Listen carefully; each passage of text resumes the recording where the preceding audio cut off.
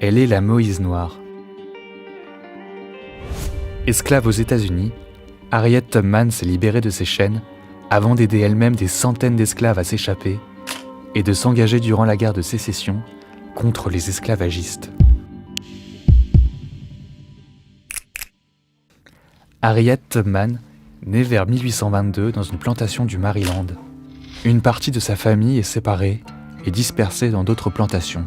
Enfant, Harriet est témoin d'une scène qui la marque profondément. Sa mère ose menacer un commerçant blanc venu acheter l'une de ses filles. Face à ces intimidations, le commerçant prend peur et annule finalement la vente. Très tôt, Harriet développe une ferveur religieuse quasi mystique.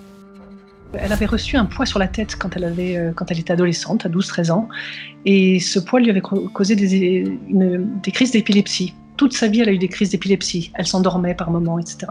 Elle avait des intuitions, elle faisait des rêves prémonitoires, elle avait des hallucinations, elle avait l'impression d'entendre Dieu, enfin une sorte de Jeanne d'Arc, un petit peu à l'américaine. À cause de sa blessure, elle craint d'être revendue à une autre plantation. Elle entreprend une évasion, seule, vers la Pennsylvanie, l'un des premiers États américains à avoir aboli l'esclavage. Elle parcourt plus de 145 km de nuit jusqu'à Philadelphie. Je regardais mes mains pour voir si j'étais la même personne. Je me sentais comme si j'étais au paradis.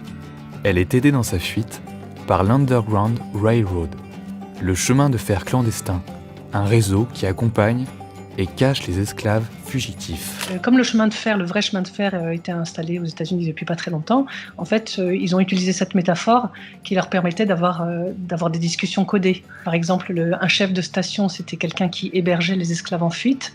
Un conducteur, c'était celui qui les emmenait d'un endroit à un autre.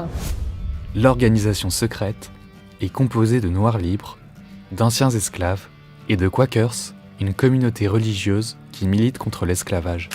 À peine installée en Pennsylvanie, Harriet repart pour libérer sa famille et d'autres esclaves. Mais en 1850, le Congrès vote une loi pour punir tous ceux qui aident les esclaves à fuir. Harriet pousse alors au nord et emmène les esclaves jusqu'au Canada. On estime qu'elle sauve ainsi, en une vingtaine de voyages, 300 esclaves, sans jamais perdre une seule personne en route.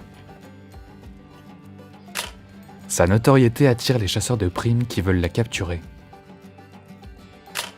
Mais ses exploits redonnent aussi espoir aux esclaves qui voient en elle une nouvelle Moïse.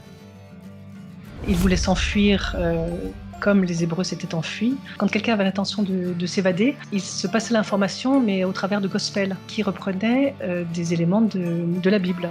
Il disait par exemple demain je vais traverser le Jourdain et je vais bientôt arriver en terre promise. Lorsque la guerre de sécession éclate, Harriet s'engage aux côtés des troupes de l'Union.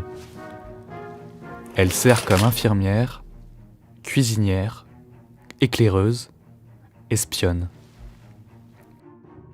Son courage et sa volonté inspirent le respect au sein de la hiérarchie militaire. En 1863, Harriet participe à un raid nordiste sur la rivière Combahee, en Caroline du Sud, durant lequel 3 bateaux à vapeur attaquent les plantations sudistes et permettent à des centaines d'esclaves de s'échapper en embarquant à bord. Malgré son implication, elle attend 30 ans avant de toucher une pension militaire et vit dans le dénuement toute sa vie. Figure respectée, Harriet Tubman s'engage aux côtés des suffragistes et milite pour le droit de vote des femmes avec Susan B. Anthony. Harriet Tubman meurt à 91 ans dans l'État de New York auprès de sa famille. À son enterrement, elle reçoit les honneurs militaires.